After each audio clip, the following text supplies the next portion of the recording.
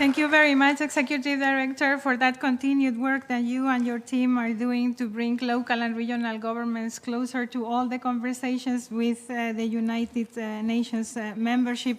I remember we used to get very worried when we got a room this big for this event. Now we are less worried, and judging from the amount of events that you have just mentioned that we have in petto, including the local and regional governments day tomorrow across the road, I think we are on the right path to ensure that localization is taken into account and understood as a very important high-impact action. Allow me now to go to the UNDP Administrator, Mr. Achim Steiner. UNDP is a very important partner for our membership all around the world. Local and regional governments have benefited from capacity building, but also from all kinds of supports from UNDP throughout the last decades. And in these times of uncertainty, where the agenda, the global agenda, is more important than ever, we really appreciate UNDP's commitment to engaging with local governments. The floor is yours, sir. Thank you, Madam Chair, dear Emilia, honorable mayors and governors, excellencies, ladies and gentlemen, my dear fellow panelists. Let me join Maimouna and others in, first of all, welcoming you here to the high-level political forum, but particularly to the event this morning that both Maimouna and Maria have already, I think, described in many ways as one of those moments that we can, in these halls here in New York, generate a sense of hope, perspective, and momentum. And let me particularly welcome those of you who perhaps are the first time in your lives in this, the headquarters of the United Nations. It is actually a place where so often ideas are born, where possibilities are generated, where hope actually also has to be part of the conversation. And I think having you as representatives of local governments, of regional governments, of cities here certainly fills me with hope, because much of what is happening in our world today clearly is sobering. And Maimouna, you just spoke about SDG 11. And yes, just like with any SDG right now, the world is struggling. And it is struggling with the timelines, with meeting the kinds of indicators that we set out. But, you know, it is particularly to you that I would look also for that antidote that leads many to say, well, we're not making enough progress, therefore the goals are no good and we should just abandon them. No, we are in extraordinary times. The targets and indicators we set ourselves were set at a time when we didn't even know COVID-19 would exist. Nor did we know that we would live in 2022 in a year with more wars and conflicts and more victims of war than at any point since 1945. This is our world in 2023. So colleagues, as I address you this morning as part of this partnership, as head of the United Nations Development Programme that has the privilege every day in 170 countries to work with you, alongside you, and to see what is possible when people care, when they organize, and particularly where the abstracts of global change, global developments, are not the defining reality when you get up in the morning. It is the citizens of your city. It is the people in your responsibility that look to you for leadership. It is a little bit of that that I would like to bring to this morning's discussions, and also to the work that the Global Task Force of Local and Regional Governments has been working on, because notwithstanding, as I say, the sobering statistics, when we add it all up and divide it by the number of countries and where we want it to be, every day extraordinary things are happening in your communities, in your constituencies, and part of our responsibility here is also to put a spotlight on that, because people are showing that choices exist, choices matter, and that actually different outcomes are possible. And there are three areas I just want to very briefly highlight, because I only have a couple of minutes with you this morning, in which I think this is playing out very clearly. First of all, climate change, the defining challenge of our time, requiring new forms of leadership, reconceptualization of our economies, of our cities, including, as many are discovering right now, that in our cities we are trapped, in a sense, in heat chambers. We don't have enough greenery to cope with the rising temperatures, as many cities are finding out right now. where political will and leadership from the community, from politicians, but also from businesses actually matter because they drive investments and they drive change and transition.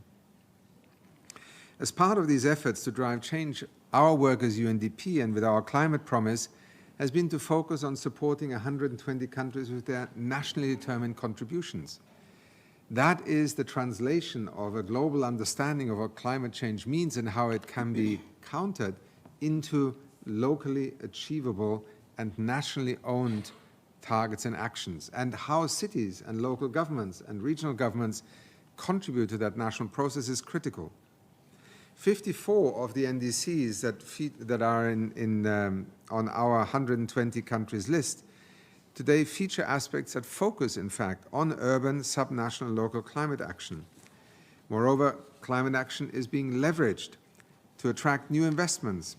An example that I was given today to share with you is in Côte d'Ivoire, where the Bélier region has established a planning and investment tool that includes local mitigation and adaptation targets.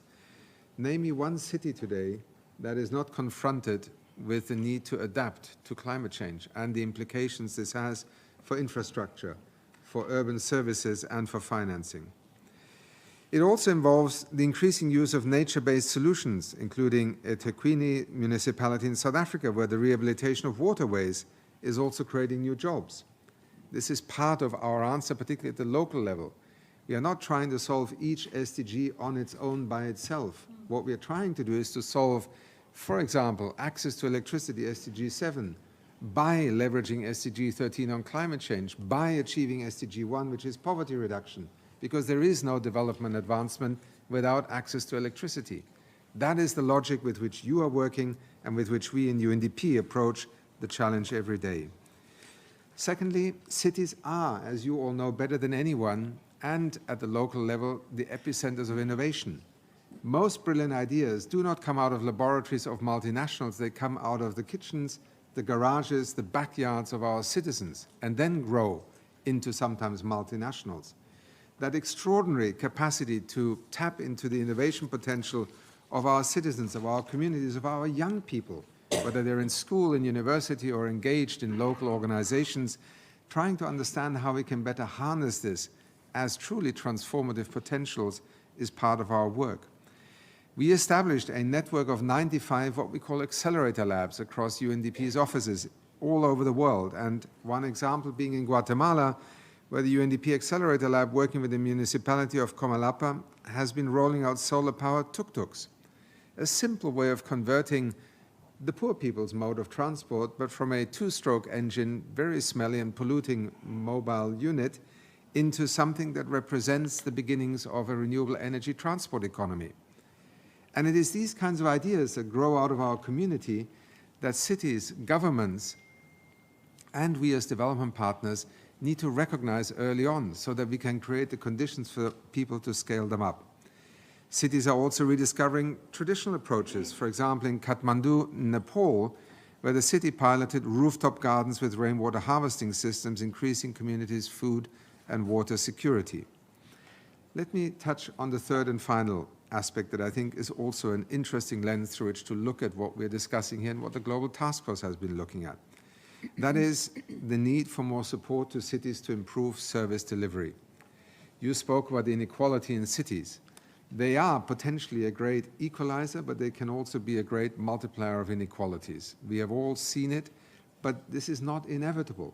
Nothing in terms of urbanization is inevitable. And I think this is where, again, UNDP's support with the Global Mayors Challenge, where we are assisting at the moment 8 cities to innovate in key areas such as water supply, urban mobility, and food systems, is just one of literally millions of examples where choices can be made. Indeed, we recognize the central role of local governments to lay the foundations for resilient recoveries and preparedness for future risks. A final example, Mogadishu in Somalia.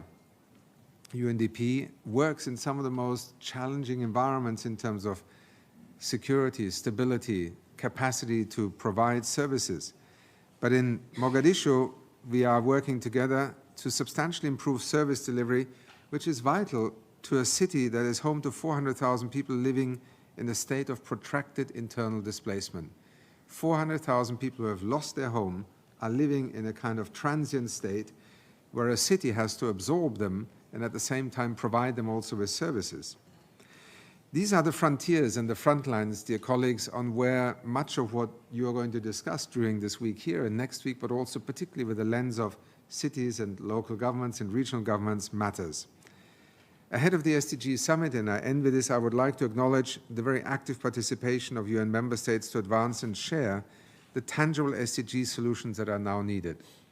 We can call it rescuing the SDGs, we can call learning from those who have actually made the SDGs work.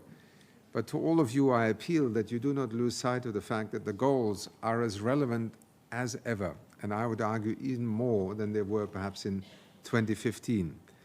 Let me also thank, under the leadership of UNDESA, our partners in this event, our sister agency UN Habitat, the Local 2030 Coalition, of course, the Global Task Force of Local and Regional Governments, whose efforts are keeping their constituencies engaged on the 2030 agenda. In tandem with the UN SDG Action Campaign, our latest SDG Local Action Initiative is supporting local governments to better communicate their incredible work to advance the 2030 agenda, to also have people all over the world, including with the focus here on the African continent, appreciate that the goals aren't just statements of an idealized outcome that is somebody else's responsibility. They are, as our former Secretary General once called it, a declaration of interdependence, whether it is between nations, between cities and rural areas, between citizens and the state. It is, in many ways, the compass we need to get out of this permanent crisis we seem to have found ourselves in. And to all of you who lead these efforts across the world and are here in this room today, I pay tribute to you and I thank you for it. Thank you very much.